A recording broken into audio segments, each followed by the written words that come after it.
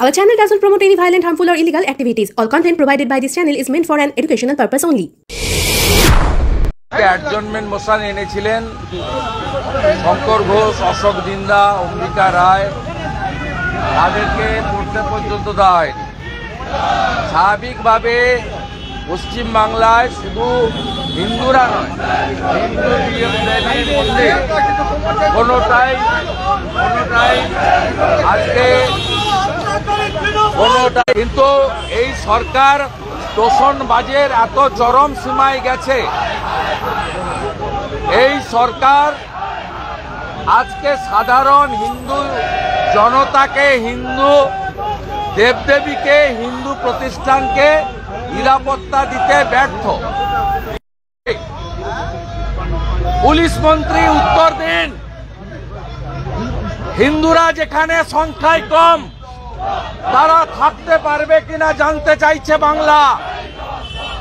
উলবেড়িয়াতে ভারত জেতার জন্য একটি ক্লাব আতশবাজি ফাটিয়ে তার স্পিকার বিধানসভার ভিতরে আমাদের মুলতবি প্রস্তাব, বক্তব্য, আলোচনা, আমাদের কথা রেকর্ড করাতে দেবে না।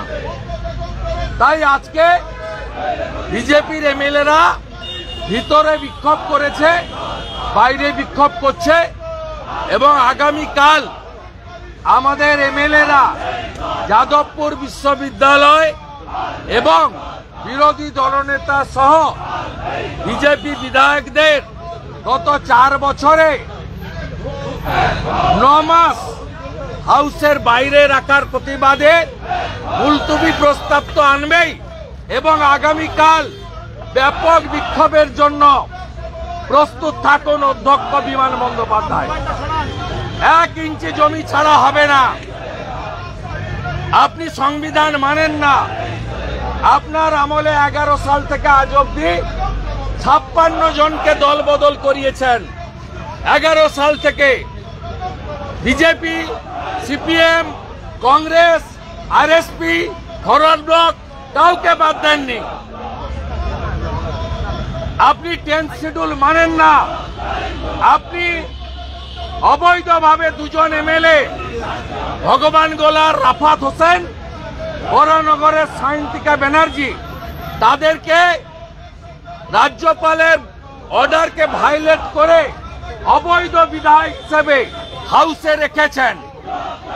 আর আমরা অপেক্ষা করছি তেলেঙ্গানাতে যে মামলা সুপ্রিম কোর্টে হয়েছে, সেখানে 10 জন এমএলএ দলত্যাগ করিয়েছিল, তার বিরুদ্ধে তেলেঙ্গানা বিআরএস সুপ্রিম কোর্টে গেছে।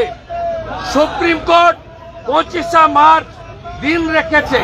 25 মার্চের পরে এই স্পিকারকেও সুপ্রিম কোর্টে নিয়ে যাবে বিজেপি। 25 মার্চের পরে বিমান ব্যানার্জিকেও আমরা নিয়ে যাব।